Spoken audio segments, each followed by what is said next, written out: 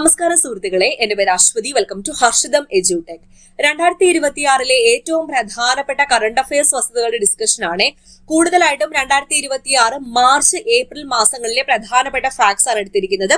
ഇനി വരുന്ന എല്ലാ പരീക്ഷകൾക്കും നല്ലൊരു മാർഗ്ഗ കറണ്ട് അഫയേഴ്സിൽ നിങ്ങൾക്ക് നേടിയെടുക്കാൻ പറ്റണം. അതിനുവേണ്ടിയാണ് കറണ്ട് അഫയേഴ്സ് ഞാൻ മിക്ക ദിവസവും ഇട്ടുകൊണ്ടിരിക്കുന്നത്. അപ്പൊ 2026 കറണ്ട് അഫയേഴ്സ് ഫുൾ ആയിട്ട് ഞാൻ ഇതുവരെ എടുത്തിട്ടുള്ള ക്ലാസ്സുകളെല്ലാം കറണ്ട് അഫയേഴ്സ് 2026 എന്ന ഫോൾഡർ, ഒരു പ്ലേലിസ്റ്റ് ഞാൻ ക്രിയേറ്റ് ചെയ്തിട്ടുണ്ട്. അതിൽ നോക്കിയാൽ മതി കേട്ടോ. ഇതിന്റെ ക്ലാസ് കഴിഞ്ഞിട്ട് ഇതിന്റെ PDF നോട്ട് നിങ്ങൾക്ക് ഫ്രീ ആയിട്ട് വേണമെന്നുണ്ടെങ്കിൽ യെസ് എന്താഴെ പറഞ്ഞാൽ മതി. നമ്മുടെ ടെലഗ്രാം ചാനൽ ഞാൻ എന്തായാലും PDF ഇട്ട് തന്നേക്കാം. ഇതിന് മുന്നത്തെ ക്ലാസ്സുകളുടെയൊക്കെ PDF നിങ്ങൾ കണ്ടായിരുന്നോ? ഡൗൺലോഡ് ചെയ്ത് നിങ്ങൾക്ക് പ്രിന്റ് എടുക്കാൻ പറ്റും കേട്ടോ. അപ്പോൾ സ്റ്റാർട്ട് ചെയ്താലോ? നമ്മുടെ ചാനൽ ആദ്യമായിട്ട് ആരെങ്കിലും കാണുന്നുണ്ടെങ്കിൽ സബ്സ്ക്രൈബ് ചെയ്തും കൂടി ഒന്ന് നമ്മുടെ ഫാമിലി മെമ്പർ ആയിക്കണേ. തുടങ്ങാം. ആദ്യത്തെ ചോദ്യം നമ്മൾ കഴിഞ്ഞ ക്ലാസ്സിൽ അവസാനിപ്പിച്ച ചോദ്യത്തിൽ നിന്ന് തന്നെ സ്റ്റാർട്ട് ചെയ്താലോ? ക്യൂരിയോസിറ്റി റോവർ ജൈവ തന്മാത്രകൾ കണ്ടെത്തിയത് ഗെൽ ഗർത്തത്തിലാണെന്ന് ഓർക്കുക. ഗെൽ ഗർത്തം ഏത് ഗ്രഹത്തിലാണ്? ചൊവ്വയിലാണ്. ചൊവ്വ. 2026 ഏപ്രിൽ മാസത്തിൽ നാടിനെ നടുക്കിയൊരു സംഭവം അല്ലെങ്കിൽ ലോകത്തെ പിടിച്ചു കുലുക്കിയൊരു ഭൂകമ്പം ഉണ്ടായി. ഏത് രാജ്യത്ത്? ജപ്പാനിൽ. 7.7 തീവ്രതയിലാണ് ഭൂകമ്പം ജപ്പാനിൽ രേഖപ്പെടുത്തിയത്. മറക്കണ്ട, ജപ്പാനിലാണ് 7.7 തീവ്രതയിൽ രേഖപ്പെടുത്തിയിരിക്കുന്നത്. നിലവിൽ ഇൻസ്റ്റഗ്രാമിൽ ഏറ്റവും കൂടുതൽ ഫോളോവേഴ്സ് ഉള്ള മലയാളി ആരാണെന്ന് ചോദിച്ചാൽ സഞ്ജു സാംസൺ. കീർത്തി സുരേഷ് ആയിരുന്നു. കീർത്തി സുരേഷിനെ പിന്തള്ളി ഇപ്പൊ സഞ്ജു സാംസൺ ആണ് ഏറ്റവും കൂടുതൽ ഇൻസ്റ്റഗ്രാമിൽ ഏറ്റവും കൂടുതൽ ഫോളോവേഴ്സ് ഉള്ള മലയാളി, സഞ്ജു സാംസൺ. അടുത്തിടെ അമേരിക്കയിലും യൂറോപ്പിലും വ്യാപിച്ച പുതിയ കോവിഡ് വകഭേദത്തിന്റെ പേര് എന്താണ്? പ്രതീക്ഷിത ചോദ്യം. സിക്കാഡ എന്ന വൈറസ് ആണ്. സിക്കാഡ കോവിഡ് വകഭേദമാണ്. അടുത്തിടെ അമേരിക്കയിലും യൂറോപ്പിലും വ്യാപിച്ച പുതിയ കോവിഡ് വകഭേദത്തിന്റെ പേരെന്താണ്? സിക്കാഡ. ഓക്കെ, അപ്പൊ പറഞ്ഞ 4 ചോദ്യവും കിട്ടിയോ? ഗെൽ ഗർത്തത്തിലാണ് ക്യൂരിയോസിറ്റി റോവർ ജൈവ തന്മാത്രകൾ കണ്ടെത്തിയത്. ജപ്പാനിൽ അടുത്തിടെ ഭൂകമ്പം ഉണ്ടായിരിക്കുന്നു. സഞ്ജു സാംസൺ ആണ് നിലവിൽ ഇൻസ്റ്റഗ്രാമിൽ ഏറ്റവും കൂടുതൽ ഫോളോവേഴ്സ് ഉള്ള മലയാളി എന്ന് ഓർക്കുക. അടുത്തിടെ അമേരിക്കയിലും യൂറോപ്പിലും വ്യാപിച്ച പുതിയ കോവിഡ് വകഭേദത്തിന്റെ പേരെന്താണ്? സിക്കാഡ. സിക്കാഡ. അടുത്ത ചോദ്യം നോക്കിയാലോ? Stockholm International Peace Research Institute, SIPRI, Stockholm International Peace Research Institute, ഈ അന്താരാഷ്ട്ര സംഘടന സൈനിക കാര്യങ്ങളിൽ അല്ലെങ്കിൽ ഓരോ രാജ്യങ്ങളും എത്രത്തോളം മിലിറ്ററി സ്പെൻഡിങ് നടത്തുന്നു, സൈനിക കാര്യങ്ങളിൽ ഓരോ രാജ്യങ്ങളിലും എത്രത്തോളം പൈസയാണ് ചെലവഴിക്കുന്നത് എന്ന കണക്കെടുക്കാറുണ്ട്. അങ്ങനെ ഏറ്റവും ലേറ്റസ്റ്റ് ആയിട്ട് എടുത്ത കണക്കനുസരിച്ച് ഏറ്റവും പുതിയ റിപ്പോർട്ട് പ്രകാരം പ്രതിരോധ ചെലവുകൾക്ക് പണം ചെലവഴിക്കുന്ന രാജ്യങ്ങളുടെ പട്ടികയിൽ ഇന്ത്യ 5ാം സ്ഥാനത്താണ്. 1ാം സ്ഥാനം USA, 2ാം സ്ഥാനം ചൈന, 3ാം സ്ഥാനം റഷ്യ, 4ാം സ്ഥാനം ജർമ്മനി, 5ാം സ്ഥാനം ഇന്ത്യ. അപ്പൊ 1ാം സ്ഥാനം USA ആണ് പ്രതിരോധ കാര്യങ്ങൾക്ക് ഏറ്റവും കൂടുതൽ പണം ചെലവഴിക്കുന്ന രാജ്യം.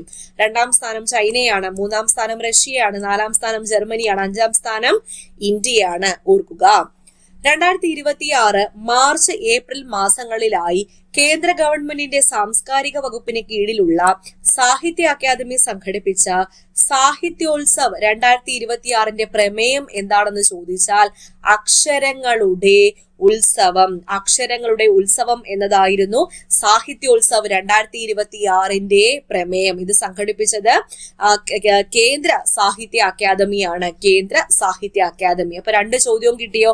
സിപ്രിയുടെ കണക്കനുസരിച്ച് ഇന്ത്യയുടെ സ്ഥാനം എത്രാമതാണ്? പ്രതിരോധ ചെലവുകൾക്ക് 5ാം സ്ഥാനമാണ്. അക്ഷരങ്ങളുടെ ഉത്സവം എന്നതായിരുന്നു സാഹിത്യോത്സവം 2026 പ്രമേയം. ഇത് അടുത്തിടെ ഒരു പരീക്ഷയ്ക്ക് ചോദിച്ച ചോദ്യം കൂടിയാണ്. അടുത്ത ചോദ്യത്തിലേക്ക് പോകുന്നതിന് മുന്നേ നമ്മുടെ company LGS prelims and mains batch Harshitham edtech ആപ്പിൽ മെയ് മാസം 4 ആരംഭിക്കുകയാണ്. അഡ്മിഷൻ നടന്നുകൊണ്ടേയിരിക്കുന്നു. ഫുൾ സിലബസ് കവറേജ് ആണ്. സ്റ്റഡി പ്ലാൻ അനുസരിച്ച് നമ്മൾ ആദ്യം പ്രിലിംസ് കവർ ചെയ്യുന്നു, ദെൻ മെയിൻസ് കവർ ചെയ്യുന്നു. പിന്നെ ഈ ബാച്ചിന്റെ പ്രത്യേകത, നിങ്ങൾക്ക് പ്രിന്റ് എടുക്കാൻ പറ്റുന്ന PDF നോട്ട് ഉൾപ്പെടെയാണ് ഞാൻ അറേഞ്ച് ചെയ്തിരിക്കുന്നത്. മെയിൻസ് എക്സാം കഴിയുന്നത് വരെ കോഴ്സിന്റെ വാലിഡിറ്റി ഉണ്ടായിരിക്കും കേട്ടോ. 2 ഇൻസ്റ്റാൾമെന്റ് ആയിട്ട് ഫീസും അടയ്ക്കാൻ പറ്റും. മറ്റൊരു പ്രധാനപ്പെട്ട ബാച്ച് നമ്മുടെ LDC ഫസ്റ്റ് ബാച്ച് ഫില്ലായി കഴിഞ്ഞു. അപ്പൊ ഒരുപാട് പേർക്കൊന്നും LDC ബാച്ചിലേക്ക് കയറാൻ പറ്റിയില്ല.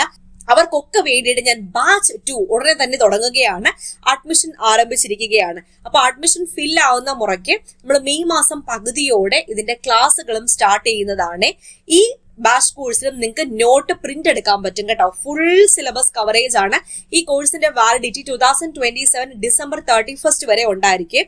അതുപോലെ ഈ ബാച്ചിലെ ഷോർട്ട് കറണ്ട് അഫയേഴ്സും മന്ത്ലി കറണ്ട് അഫയേഴ്സും BSc പ്രീവിയസ് ക്വസ്റ്റ്യൻസ് റിലേറ്റഡ് ഫാക്ട്സും പഴയ SCRTയും പുതിയ SCRTയും NCRTയും എല്ലാം ഉണ്ടായിരിക്കും. പിന്നെ നമ്മുടെ ആപ്പ് ഐഫോണിലും ആൻഡ്രോയിഡ് ഫോണിലും കമ്പ്യൂട്ടറിലും ഒക്കെ നിങ്ങൾക്ക് യൂസ് ചെയ്യാൻ പറ്റും കേട്ടോ. ചെക്ക് ചെയ്തോളാം. ഫസ്റ്റ് കമന്റിൽ ഞാൻ ലിങ്ക് കൊടുത്തിട്ടുണ്ട്. ഇത് മാത്രമല്ല LGS മുതൽ degree level prelims and mains വരെയുള്ള കോച്ചിങ് നമ്മുടെ ആപ്പിൽ അവൈലബിൾ ആണ്. ആപ്പിൽ സ്റ്റോർ എന്ന് പറഞ്ഞ ഓപ്ഷനിൽ ക്ലിക്ക് ചെയ്യുമ്പോൾ എല്ലാ കോഴ്സിന്റെയും ഡീറ്റെയിൽസ് കിട്ടും. യൂണിഫോം ജോബ്സ് ഫുൾ ആയിട്ട് എല്ലാ കോഴ്സിന്റെയും ഉണ്ട് കേട്ടോ. നോക്കിയാൽ മതിയേ. അടുത്ത ചോദ്യം നോക്കാം. 6 ഭൂഖണ്ഡങ്ങളിലും അയൺമാൻ ട്രയാത്ലൺ വിജയിക്കുന്ന ആദ്യ മലയാളി എന്ന നേട്ടം കൈവരിച്ചത് പ്രതീക്ഷിത ചോദ്യമാണ്. സുരേഷ് സാം ചാണ്ടിയാണ്. 6 ഭൂഖണ്ഡങ്ങളിലും അയൺമാൻ ട്രയാത്ലൺ വിജയിക്കുന്ന ആദ്യ മലയാളി എന്ന നേട്ടം കൈവരിച്ചത് ആരാണ്? സുരേഷ് സാം ചാണ്ടി. അടുത്ത ചോദ്യവും പ്രധാനപ്പെട്ടത്. കുമാരനാശാന്റെ പ്രശസ്ത കാവ്യമായ ചണ്ടാല ഭിക്ഷുകിയെ ആസ്പദമാക്കി കേരള കലാമണ്ഡലത്തിൽ അരങ്ങേറിയ കഥകളിയുടെ പേരാണ് മാതംഗി ചരിതം. കുമാരനാശാന്റെ ഏത് കാവ്യത്തെ അടിസ്ഥാനമാക്കിയാണ്? ചണ്ടാല ഭിക്ഷുകിയെ ആസ്പദമാക്കി കേരള കലാമണ്ഡലത്തിൽ അരങ്ങേറിയ കഥകളിയുടെ പേരാണ് മാതംഗി ചരിതം. പരമ്പരാഗത പഠന രീതിയും QR കോഡ് അധിഷ്ഠിതമായ ഡിജിറ്റൽ സാങ്കേതിക വിദ്യയും സമന്വയിപ്പിച്ച് അടുത്തിടെ മലയാളം പള്ളിക്കൂടം വികസിപ്പിച്ചെടുത്ത ആദ്യ മലയാളം പാഠപുസ്തകത്തിന്റെ പേരാണ് അക്ഷരം എന്നത് പരമ്പരാഗത പഠന രീതിയും QR കോഡ് അധിഷ്ഠിതമായ ഡിജിറ്റൽ സാങ്കേതിക വിദ്യ, പണ്ടത്തെ രീതിയും പുതിയ രീതിയും കൂടി സമന്വയിപ്പിച്ചു കൊണ്ടുവന്ന പാഠപുസ്തകമാണ് അക്ഷരം. അടുത്തത് ഒരു പദ്ധതിയാണ്. കുട്ടികൾക്ക് വേണ്ടിയിട്ടുള്ള പദ്ധതിയാണ്. കുട്ടികളിലെ കാഴ്ചക്കുറവ് പരിഹരിക്കാൻ കുറഞ്ഞ നിരക്കിൽ മികച്ച ചികിത്സ ലഭ്യമാക്കുന്നതിന് വേണ്ടി അടുത്തിടെ കൊല്ലം ജില്ലയിൽ ആരംഭിച്ച പുതിയ പദ്ധതിയുടെ പേരാണ് ദൃഷ്ടി എന്ന് പറയുമ്പോൾ തന്നെ കാഴ്ചയുമായിട്ട് ബന്ധമുണ്ടല്ലോ. കുട്ടികൾക്ക് വേണ്ടിയുള്ള പദ്ധതിയാണെന്നും കൂടെ ഓർക്കുക. കുട്ടികളിലെ കാഴ്ചക്കുറവ് പരിഹരിക്കാൻ വേണ്ടി കൊല്ലം ജില്ലയിൽ കൊണ്ടുവന്ന പദ്ധതിയാണ്. അപ്പൊ 4 ചോദ്യം കിട്ടിയോ? സുരേഷ് സാം ചാണ്ടിയാണ് 6 ഭൂഖണ്ഡങ്ങളിലും അയൺമാൻ ട്രയാത്ലൺ വിജയിക്കുന്ന ആദ്യ മലയാളി. മാതംഗി ചരിതം ചണ്ടാല ഭിക്ഷുകിയുമായിട്ട് കണക്ട് ചെയ്ത് വെക്കുക. അക്ഷരം പരമ്പരാഗത രീതിയും QR കോഡ് അധിഷ്ഠിതമായ ഡിജിറ്റൽ സാങ്കേതിക വിദ്യയും സമന്വയിപ്പിച്ച് പുറത്തിറക്കിയ പുസ്തകമാണ്. ദൃഷ്ടി ഒരു പദ്ധതിയാണ് കുട്ടികൾക്ക് വേണ്ടിയുള്ള കുട്ടികളിലെ കാഴ്ചക്കുറവ് പരിഹരിക്കാൻ വേണ്ടി. അടുത്ത ചോദ്യം പ്രധാനപ്പെട്ടതാണ്. പ്രസ് കൗൺസിൽ ഓഫ് ഇന്ത്യയുടെ പുതിയ ചെയർപേഴ്സൺ ആര്? ജസ്റ്റിസ് രഞ്ജന പ്രകാശ് ദേശായി ആണ്. പ്രസ് കൗൺസിൽ ഓഫ് ഇന്ത്യയുടെ പുതിയ ചെയർപേഴ്സൺ. അടുത്ത ചോദ്യം ഓർത്തിരുന്നോളൂ. IPL-ൽ ഒരു ഇന്ത്യക്കാരന്റെ ഏറ്റവും ഉയർന്ന വ്യക്തിഗത സ്കോർ നേടിയ താരം ആരാണ്? KL രാഹുലാണ്. ഇന്ത്യൻ പ്രീമിയർ ലീഗിൽ ഒരു ഇന്ത്യക്കാരന്റെ ഏറ്റവും ഉയർന്ന വ്യക്തിഗത സ്കോർ നേടിയ താരം. രാജസ്ഥാനിലെ മൗണ്ട് അബുവിന്റെ പുതിയ ഔദ്യോഗിക നാമം പ്രതീക്ഷിത ചോദ്യമാണ്. കണ്ടോ, ഞാൻ പറഞ്ഞില്ലേ എല്ലാ ചോദ്യങ്ങളും പ്രതീക്ഷിത ചോദ്യങ്ങളാണ്. തെരഞ്ഞെടുത്ത ഏറ്റവും പ്രധാനപ്പെട്ട ചോദ്യങ്ങളാണ്. അബുരാജ് എന്നതാണ് മൗണ്ട് അബുവിന്റെ പുതിയ പേര്. ഡൽഹി മെട്രോ ഇന്റർനാഷണൽ ലിമിറ്റഡിന്റെ പുതിയ CEO ആരാണ്? സഞ്ജയ് ജമുവാർ. അപ്പോൾ പ്രസ് കൗൺസിൽ ഓഫ് ഇന്ത്യയുടെ പുതിയ chairperson justice Ranjana Prakash Desai. KL Rahul. IPL-ൽ ഒരു ഇന്ത്യക്കാരന്റെ ഏറ്റവും ഉയർന്ന വ്യക്തിഗത സ്കോർ നേടിയ താരം. മൗണ്ട് അബുവിന്റെ പുതിയ പേര് അബുരാജ്. ഡൽഹി മെട്രോ ഇന്റർനാഷണൽ ലിമിറ്റഡിന്റെ പുതിയ CEO സഞ്ജയ് ജമുവാർ. ഓക്കെ, അപ്പൊ നമ്മുടെ ബാച്ചിന്റെ കാര്യം മറക്കരുത്. LDC പുതിയ ബാച്ചിലേക്കുള്ള അഡ്മിഷൻ ആരംഭിച്ചിരിക്കുന്നു. ഞാൻ സർക്കാർ ജോലി നേടിയ വഴികളിലൂടെ നിങ്ങളെയും നയിക്കാൻ ഞാൻ വീണ്ടും റെഡിയാകുകയാണ്. ഓക്കെ, അപ്പൊ നിങ്ങൾ സെറ്റ് ആണോ? അങ്ങനെയാണെങ്കിൽ എത്രയും വേഗം തന്നെ നമ്മുടെ ആപ്പിൽ ജോയിൻ ചെയ്തോളൂ. ആപ്പിൽ കാണാം. ഓക്കെ, അടുത്ത ചോദ്യം. അടുത്തതും പ്രധാനപ്പെട്ട ചോദ്യമാണ്. 2027 പുതിയ സെൻസസ് പൂർത്തിയാകാനിരിക്കുന്ന വിവരം എല്ലാവരും അറിഞ്ഞു കാണുമല്ലോ. ഞാൻ അതിന്റെ ഒരുപാട് ഫാക്ട് ഇതിന് മുന്നത്തെ ക്ലാസ്സുകളിൽ ഡിസ്കസ് ചെയ്തിട്ടുമുണ്ട്. 2027 സെൻസസ് സംബന്ധമായ സേവനങ്ങൾക്കായി registrar general and census commissioner office ഒരു ടോൾ ഫ്രീ നമ്പർ സജ്ജമാക്കിയിട്ടുണ്ട്. ആ ടോൾ ഫ്രീ നമ്പർ ഇമ്പോർട്ടന്റ് ആണ്. 1855 എന്നതാണ് ടോൾ ഫ്രീ നമ്പർ. 1855. 2026 വനിതാ T20 ലോകകപ്പിന് ആതിഥേയത്വം വഹിച്ച രാജ്യങ്ങൾ ഏതൊക്കെ? ഇംഗ്ലണ്ടും വെയിൽസും ആണ്. വനിതാ T20 ലോകകപ്പ് 2026 വേദി ഇംഗ്ലണ്ടും വെയിൽസും. ഇസ്രായേൽ പാർലമെന്റായ നെസറ്റിനെ അഭിസംബോധന ചെയ്ത ആദ്യ ഇന്ത്യൻ പ്രധാനമന്ത്രി ആരാണ്? നരേന്ദ്രമോദിയാണ് നെസറ്റിനെ അഭിസംബോധന ചെയ്ത ആദ്യ ഇന്ത്യൻ പ്രധാനമന്ത്രി. ഇസ്രായേലിന്റെ പാർലമെന്റിന്റെ പേരാണ് നെസറ്റ്.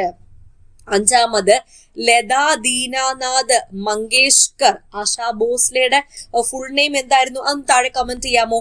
ആശാ ഭോസ്ലെയുടെ ഫുൾ നെയിം എന്താണ്? താഴെ നിന്ന് കമന്റ് ചെയ്യുക.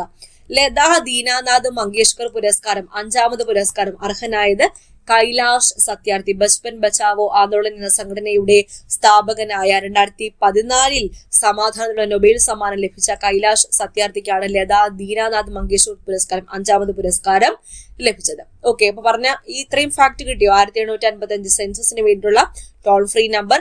ഇംഗ്ലണ്ടും വെയിൽസിലും വെച്ചാണ് വനിതാ T20 ലോകകപ്പ് 2026 നടക്കുന്നത്.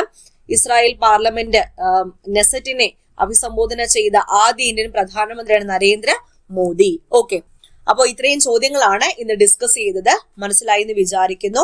ഇതിന്റെ PDF വേണം എന്നുണ്ടെങ്കിൽ യെസ് എന്ന് താഴെ പറഞ്ഞാൽ മതി. നമുക്ക് PDF ഞാൻ എന്തായാലും പ്രൊവൈഡ് ചെയ്ത് തരാം. ഓക്കെ, അപ്പോൾ അടുത്ത ക്ലാസ്സിൽ വീണ്ടും കാണാം. All the best for your exam preparation. God bless you all. Thank you.